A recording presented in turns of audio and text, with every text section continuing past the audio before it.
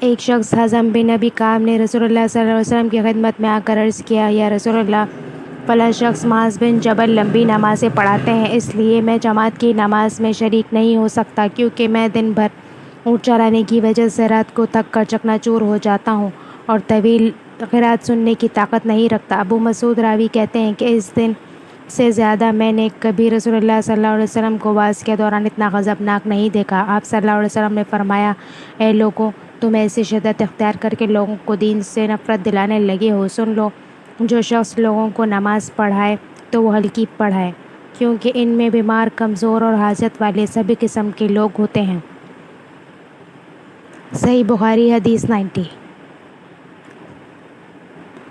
ایک شخص عمیر یا بلال نے رسول اللہ صلی اللہ علیہ وسلم سے پڑی ہوئی چیز کے بارے میں دریافت فرمایا۔ آپ نے فرمایا، اس کی بندھن پہچان لے، یا فرمایا کہ اس کا برتن یا اور تھیلی پہچان لے، پھر 1 سال تک اس کی شناخت کا اعلان کراؤ، پھر اس کا مالک نہ ملے تو اس سے فائدہ اٹھاؤ، اگر اس کا مالک آ جائے تو اسے سونپ دو۔ اس نے پوچھا، اچھا، گم شدہ اونٹ کے بارے میں کیا حکم ہے؟ آپ کو اس قدر غصہ آیا کہ رخسار مبارک سرخ ہو گئے۔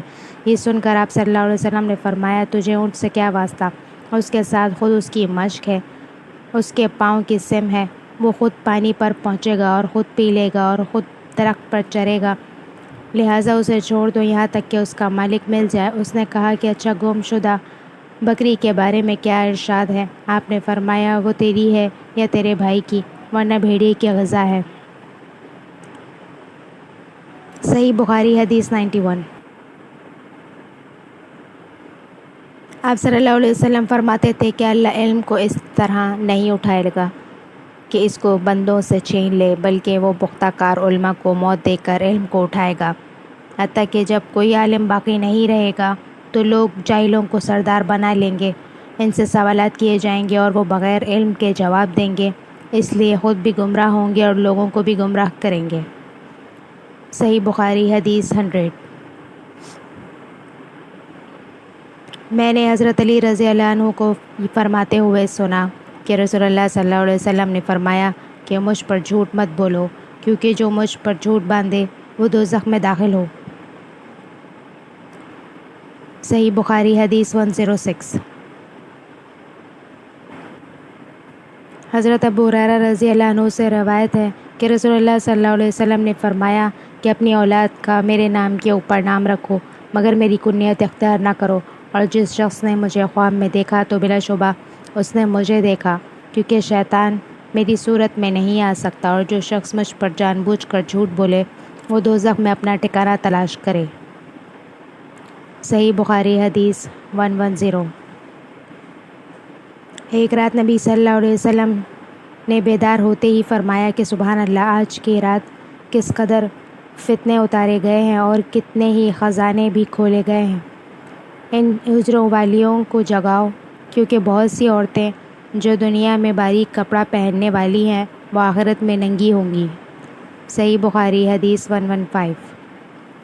حضرت ابو ہریرہ رضی اللہ عنہ سے روایت ہے کہ میں نے عرض کیا، یا رسول اللہ، میں آپ صلی اللہ علیہ وسلم سے بہت باتیں سنتا ہوں مگر بھول جاتا ہوں۔ آپ صلی اللہ علیہ وسلم نے فرمایا، اپنی چادر پھیلاؤ۔ میں نے اپنی چادر پھیلائی، آپ صلی اللہ علیہ وسلم نے اپنے دونوں ہاتھوں کی جلو بنائی اور میری چادر میں ڈال دی، فرمایا کہ چادر کو لپیٹ لو۔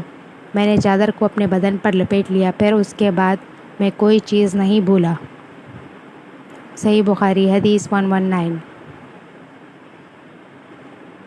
حضرت عبداللہ بن مسعود رضی اللہ عنہ سے روایت ہے، ایک مرتبہ میں رسول اللہ صلی اللہ علیہ وسلم کے ساتھ مدینے کے کھنڈرات میں چل رہا تھا اور آپ کی کھجور کی چھڑی پر سہارا دے کر چل رہے تھے، تو کچھ یہودیوں کا ادھر سے گزر ہوا۔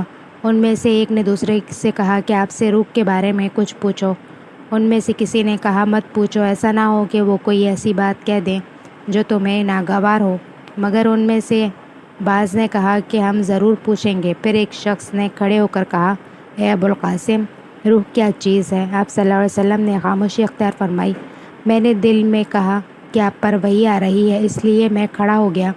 جب آپ صلی اللہ علیہ وسلم سے وہ کیفیت دور ہو گئی تو آپ صلی اللہ علیہ وسلم نے قرآن کی آیت جو اس وقت نازل ہوئی تھی تلاوت فرمائی، اے نبی، تم سے یہ لوگ روح کے بارے میں پوچھ رہے ہیں، کہہ دو کہ روح میرے رب کے حکم سے ہے اور تمہیں علم کا بہت تھوڑا حصہ دیا گیا ہے، اس لیے تم روح کی حقیقت نہیں سمجھ سکتے۔